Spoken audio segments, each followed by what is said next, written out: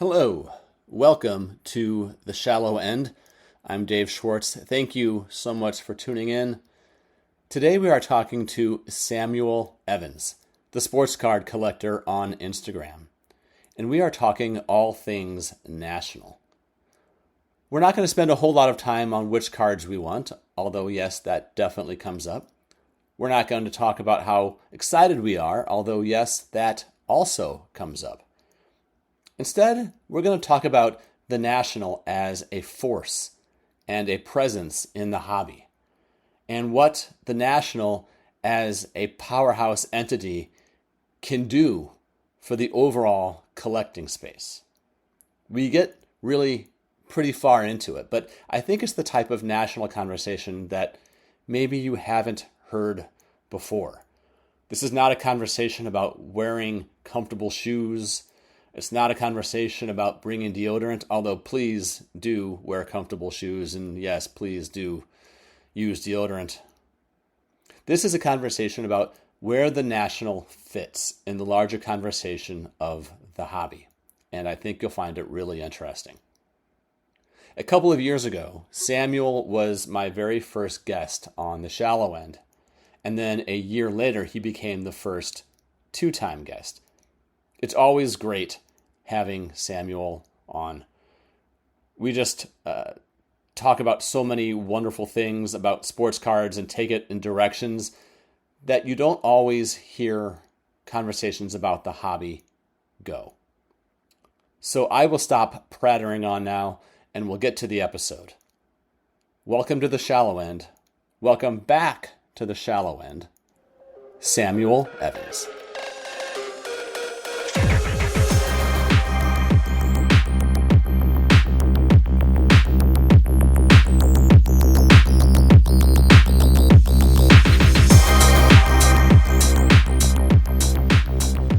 Welcoming now into The Shallow End, welcoming back to The Shallow End is Samuel Evans, the sports card collector on Instagram. Samuel, thank you for coming back. It's always great to see you. How are you? I'm doing good, Dave. I can't complain. I actually look forward to this time because I know each time I've done this with you was around the anniversary of like the very first airing, and I think I was the first person to be on the show. So like I just want to say thank you for always thinking of me and allowing me to continue to share my cardboard story with your audience. It means a lot. Yeah, I think you are part of the origin of the show. Your first appearance was episode 2 of The Yeah. Shallow End, and we were joking before that we hit record that we did the interview over Google Meet. Yes, yes. How times have changed, right? Right. We had it through work, and they let me record. So I'm like, hey, this is free. We'll just use Yeah. this.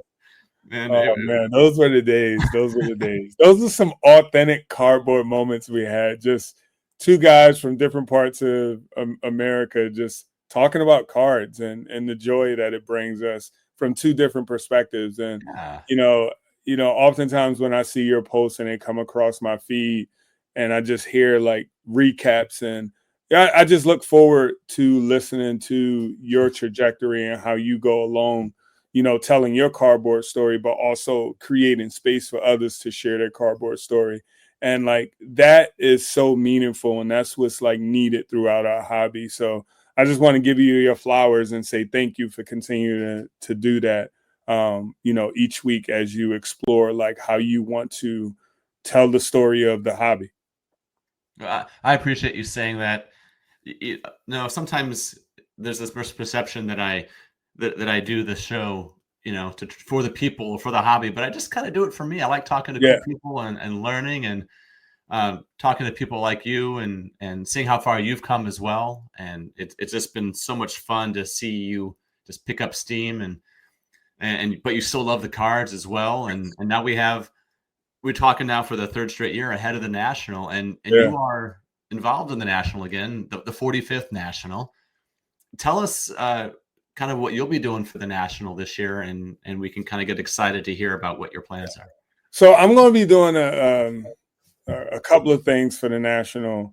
Obviously, I will probably return to the National Live studio booth to interview collectors and just continue that that idea of like cardboard origin stories. I think that was a fun series, and I have a stockpile of like content that I really need to like take a deep dive in to like really get out there so people can learn about these unique cardboard origin stories of all the people that are interviewed. I'm also going to be just like supporting like day-to-day content and like storytelling of the National because it's back in Chicago. But I think the thing that the thing that I'm looking forward to the most, the project that I'm looking forward to the most is, this Youth Collectors initiative that, I've been fortunate and also like it's been an honor and humbling to like be a part of the think tank and the foundational team that's forming this initiative to really deepen and spread the hobby to the most known parts and some unknown parts, but also like reintroduce a community back to the hobby, a community of collectors who look like me. And that has been like a passion project that I've been like manifesting in my mind since I returned to the hobby. And I'm just so grateful that the people that I met like actually like listened to that story and said like, what can we do? And, we had our launch event in Chicago, not even like 3 or 4 days ago. And it went amazing through the CBEA organization started by Curtis Grandison and powered by the National. And it was just a phenomenal event to introduce collecting to a group of kids from Chicago. And those some of those students who were in that launch event, they're going to be attending the National with me. And we're going to be doing a fun program of like just exploring cards through the collecting point of view, the entrepreneurial point of view, product, and just like learning about the hobby. So it's been like this whirlwind of like fun, but also just like being able to like give back. So if you could say a little bit more about the Youth Initiative and what its role will be at the National and what some of those involved can expect. Yeah. So it's going to be twofold. One, we really want to raise some money through the CBEA organization, so that way we could have. Sorry, what does CBEA stand for? It's the College Baseball Education Academy. It was started by Curtis Grandison, who played Major League Baseball, and I had the opportunity to like connect with him over the past couple of months, learn about the organization. And it's Chicago based. The National is going to be in Chicago for the next 3 years. So really want to like fuel this idea of like, how can we make the hobby, how can we sustain the hobby, but also make it accessible to everyone, because it's a inclusive space. It's a space of belonging, and to be in this space with students who, aspiring collectors who never had the opportunity to collect, and you tell them about collecting you teach them about collecting through trading, and then you expose them to cards to see the smiles, the authentic smiles on their face, to hear them wanting to make trades. It took me back to the 90s where in my 5 to 10 block radius, like that's how we told our hobby story. And to know that in this like global economy, in this like global space of collecting now, they're going to have the opportunity to jump into the hobby without any barriers and just have full access to it. And I'm interested to see how, as this program grows, to see how the kids get involved in the different pillars that we created, whether it be entrepreneurial, whether it be, creating like future trading card products, whether it be the community building side. And then, the one that I love the most, like the Hobby 2.0, this pillar of like, how do we ensure that the hobby is accessible to everyone, even girls. So I'm looking forward to this project, and it's a passion project that I'm grateful for, and I'm happy that the National and CBEA is like being a part of this like think tank to really move it forward. I want to jump back now to something you mentioned before, which is some of the content you'll be making from the National. So I first got back into the hobby after years away in 2020. I knew the National existed, but I wasn't really thinking about it. In 21, at this point, I'm listening to podcasts, and I started to get a little bit envious and a little bit jealous of people who were there. And I sort of consumed it in reverse. Once it was over, podcasts of people who were there, YouTube content. And then by 22, I was in a full-blown ravenous rage that I couldn't get there, right? I finally got there in 23. What are some ways that if somebody cannot make it to the National, that maybe they can experience it through the content that you'll be making, and where can they find it? Yeah. So definitely you can find the content on my Instagram, the Sports Card Collector. It's not spelled the conventional way. Definitely on the Nationals, the National YouTube page. They have a YouTube page, their Facebook page. And then it's a host of like content creators. We call ourselves the Positivity Crew. You got Alex, you got Kayla, you got Mac, and all of them have Instagram handles where, they tell the story of the National through their own point of view. And that's the unique thing about us as a content team. We all tell the National. And whenever we go to card shows to support, the National, like brother and sister card shows in the region, we're able to have that story of exploration through our own point of view. And that's what I would suggest to people who like are getting exposed to the National for the first time. Find, a variety of point of views where you can learn about the National, and not just through some singular perspective, but that plural way of learning about the National will really allow you to see, like, even though I'm not there this year, this is an opportunity that I can plan for in the future. And that's another reason why, I am working on the different passion projects that I'm working on with the National. I have another passion project that I will be working on with them, but I can't mention it now, because this one is going to be big. But just know that the idea of it is to really keep the National at the forefront of everybody's mind, but also the realization that the National can be experienced by everyone. Don't get bogged down by the idea of like it's in Chicago or it's 2 states away from me, or every 3rd or 4th year it'll be in another state where I possibly can't get to. And the way we want to really tell the story of the National is like it's accessible to everyone, and you can have your moment at what we call like the Super Bowl of all card shows, the Disney World of all card shows, whether it be a day or whether it be a week or whether it be 2 days. And it's something that I encourage everyone to see, feel, and touch. When they are thinking about like a big card show to go to. For those of you who maybe had not heard Samuel's content from last year, I don't want to quite leave this point yet. It was throughout the show. It was the 5-day show. He was bringing in multiple people a day to the studios, and they have studios that are on site.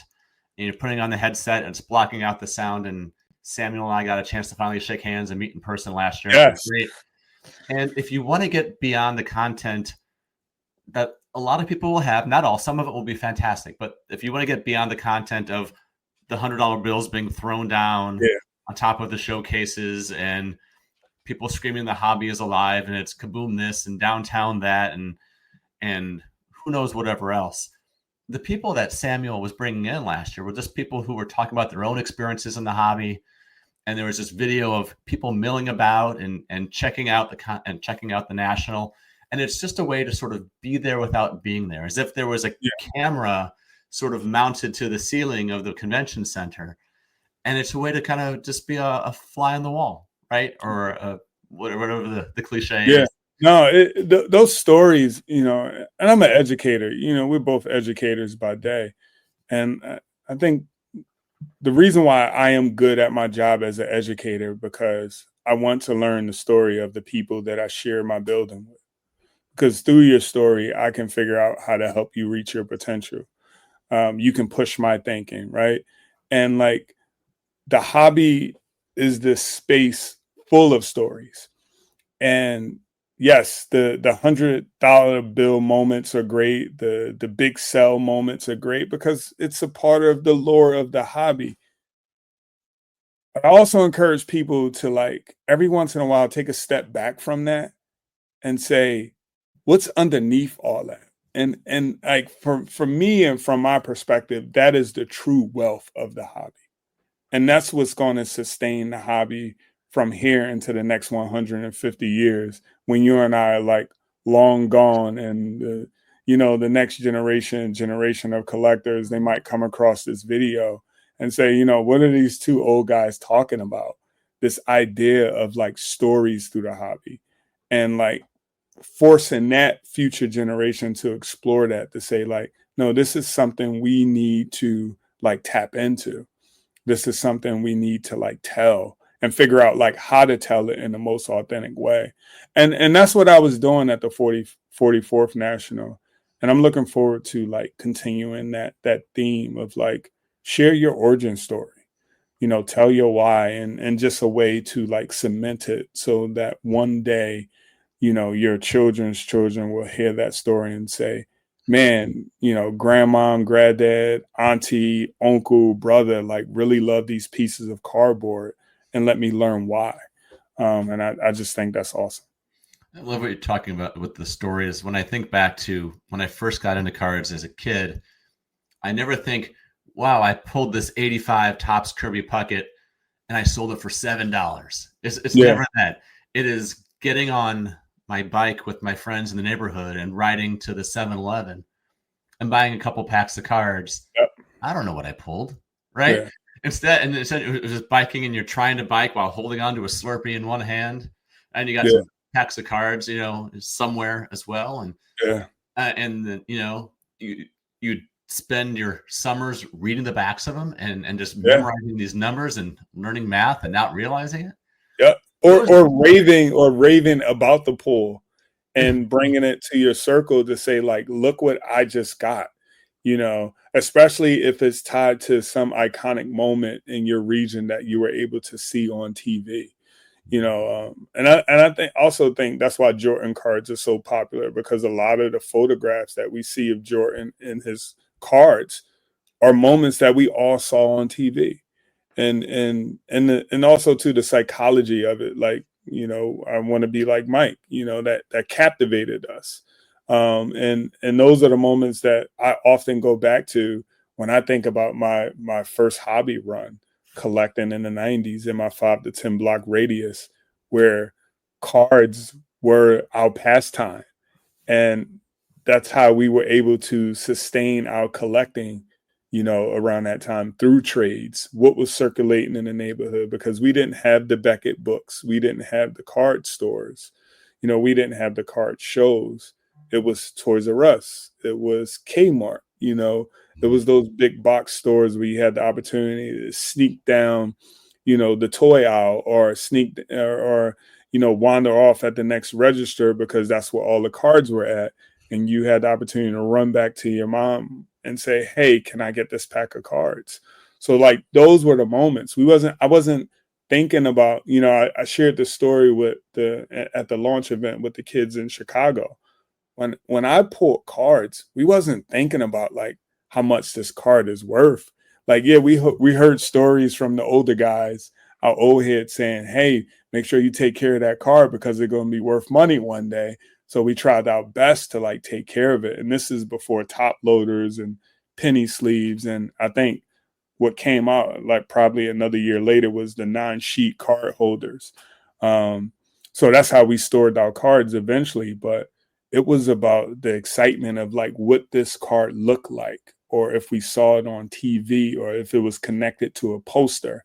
And that's what generated the worth in how we made our trades. So yeah, as soon as you said poster, my mind went straight to the McGuire Canseco Bash Brothers poster. Yeah. right? Where they had on like the blue and the yellow and the green, and those images are there. When I think back to the athletes of our youth, the images in my mind, sometimes they're of what they did on the field or on the court, but other Yeah. times it's just the still image Yeah. of the card. When I think of Gary Sheffield, I think of that 89 Upper Deck, Brewer shot where he looked so young and so Yeah. tough at the same time. And he hit almost 500 home runs or whatever, but I don't picture Yeah. that. I just Yeah. picture the card. Yep. Yep. And I think that is important for the younger generation to explore, because in society we live in this like fast-paced moment where like our thumbs are just scrolling through stuff, and we're not taking time to like have that authentic moment of exploration. And I see it a lot in the hobby where it's like the quick flip. And I remember when I was at um, the White Plains show, and this kid pulled this card, and immediately he wanted to sell it. And myself and a couple of collectors talked to him about like, why the rush? Like, enjoy it. Like, think about these future moments that this card you can have with this card. And we started to like go down this memory lane trip of like showing it to your friends, finishing a set, and it opened. You could see the wheels turning in this kid's mind, and they're like, yeah, yes, it's worth $50 now, but like, as I think about the things that you're telling me, that's worth more than this quick $50 that I can make, because it's going to bring me closer to people, and it's going to bring joy to me in some type of way. And I just think we need to do more to like show that side of the hobby, because if we keep things centered around the market value, the one thing that we all know about market values, it goes up and it goes down, and sometimes with kids having short attention spans, if they are experiencing these financial losses at a young age and they don't know how to cope or how to understand them intellectually and emotionally, you know what I mean? We can lose a generation of collectors.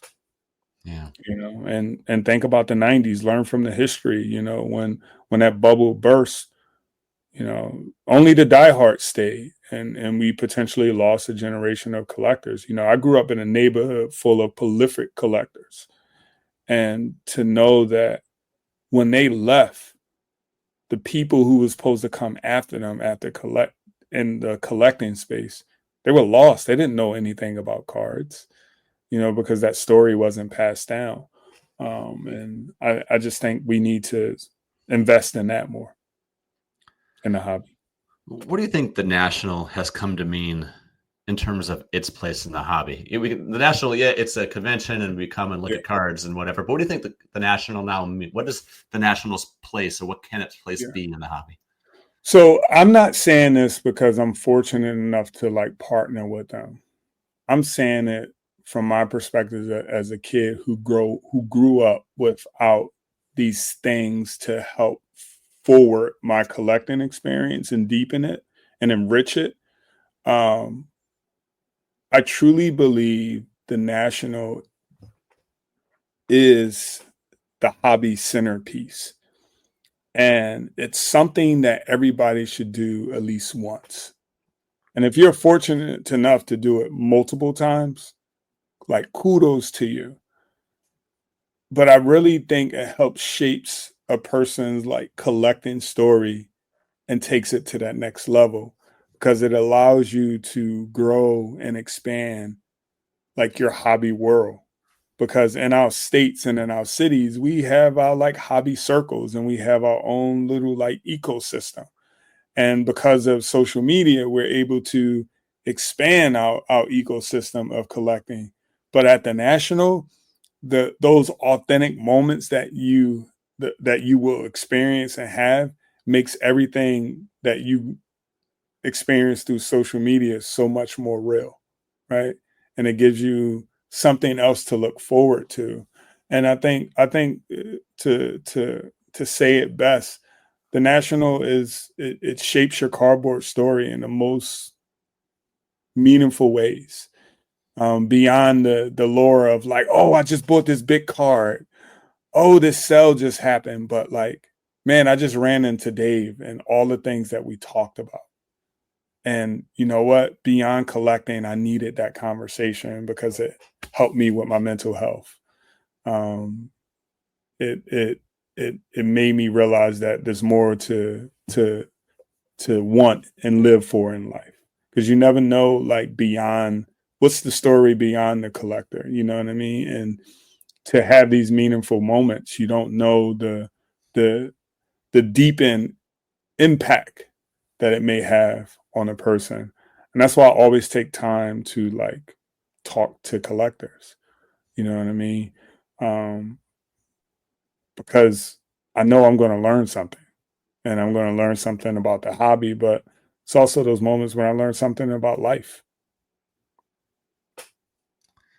100%, 100%. So as we start to wind down a little bit here, I do want to talk about Samuel the Collector a little bit. Yeah. Hey, you're going to be surrounded by all these cards. You've got your own collection. Yeah. And at some point, you're going to want to walk around a little bit. Yes. And I think people would like to know what kind of cards you'll be looking out for. So what kind of things might you like to use to enrich your PC, to add to your PC? What's going to be on your watch list and search list at National? So first and foremost, I'm a Wilt Chamberlain collector. I've kind of broken my rule with Wilt Chamberlain a little bit. I told myself that I would never buy any of his modern cards because I just don't think they do him justice in terms of, like, when you look at the back of a Wilt Chamberlain card from his playing days, to see his statistical feats, it's just amazing. You know, and like nowadays when you see some of his modern cards, they just have his like career average. And I'm just like, it doesn't do him, him justice. But I do think, some of the modern cards that I have added to my PC, the idea of like seeing Wilt in, a Sixers jersey, because during his playing days, he was featured in a Warriors jersey, but they became the Golden State Warriors. And then when he came back to Philly and they finally beat the Boston Celtics and won the NBA championship, there's no cards during his playing day of him in a Sixers uniform.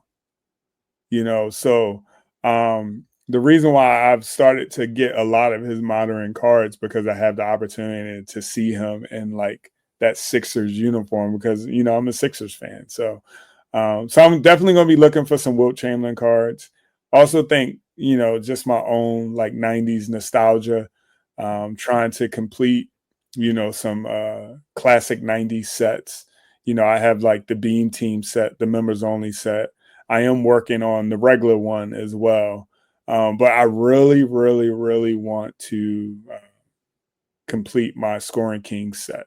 So if I could find the Scoring King set at a reasonable price, and get that, that's just a classic 90s card. And I think when that card came out, I was, at the tail end of my first hobby run, where like, I was losing interest in collecting because of everything that was going on in my life. So I think that would be like the ultimate void filler if I was able to get that set done. And then also too, like, I completed the PSA. I signed up and did the PSA registry. I encourage anyone who has graded cards and is looking for another form of like exploration in the hobby, complete the Beckett registry, complete the PSA registry. And I also know SGC has a like on their app, they have this like my card feature, so you can look at all the cards that you've graded, or all the SGC cards that you have in your collection. You can add them to your profile, and it's just another way to explore and organize your collection, but also think about like some specific sets that you might want to create and say, you know what, I have I'm top 5 in this set that was created on a PSA registry. Like there's some sets right now that I'm completing and some that I have completed where, you know, I'm in the top 10 or in the top 150 in the world in terms of like registry sets. So it's just another way of like collecting, but it also brings to life this way that I collected as a kid, where like collecting was also about bragging rights in my neighborhood. You know, if you had the best Jordan cards, you were the man, you know. And if you had some certain inserts, you were the man, and like people looked up to you, and like you were the king of the day, and everybody wanted to make trades with you, and people were willing to offer, you know, multiple cards just to have your one Jordan card. You know what I mean? So it's another way to have some like a adultish, if that's a word, like a adultish like bragging rights in a sense, you know, to be like, you know, I'm the foremost, you know, Jackie Robinson collector in the world, you know, like top that, you know what I mean? The one thing that I wish the PSA registry did get better with is like with the social aspect, because there's opportunities to connect with other collectors, but the way it's set up, it's not very like welcoming, and you got to jump through a lot of hoops. But in terms of like organizing and like challenging yourself to complete certain sets, and then also like understanding the market a little bit better, and how you want to spend your money, that's all. It's also helpful too. Samuel, always a pleasure. Where can people find you if they want to just consume some of your content, learn about your collection? Where can people learn more about you? So I mainly post on Instagram. I do have a Facebook page. I have TikTok, but I rarely use it. But I mainly post stuff on Instagram. It's the Sports Card Collector, THESPRTZ CARDCOLTR. It's not spelled the conventional way. I just abbreviated sports and collector because I didn't want some like a long Instagram name. But yeah, you can find me on Instagram. And if you do find me on Instagram, feel free to like DM me and shoot me a message, because just as much as I want people, I always say this, like, don't follow me, follow the experience. And I have this hashtag called the hobby experience, because that's what I'm truly trying to promote and cultivate in a hobby, this idea of like participation in each other's story. So there's moments where I fall out of the algorithm of social media, because, you know, during those moments, I want to take time to explore others. So, but if you do come across, you know, I appreciate the follow. I appreciate you being a part of my cardboard story, and I definitely want to be a part of yours as well. Good talking to you. Thanks for all that you do for the hobby, for being so positive, and just, it's always great to catch up, and we got to do this again next year. Yes. I can't wait. I appreciate you, Dave. Thank you for having me on again, allowing me to provide like updates about where I am in the hobby. I'm curious to like one day as we go on this journey to just like play back and make a video of like the maturation of our conversations, to see how it all began and to see, you know, where it's at now. So I'm grateful of you. I'm happy that I can call you a friend. I'm looking forward to seeing you at the 45th National. And I'm just happy to know you, and I appreciate all that you do. The same. And I cannot wait. See you soon, and take care. All right, brother.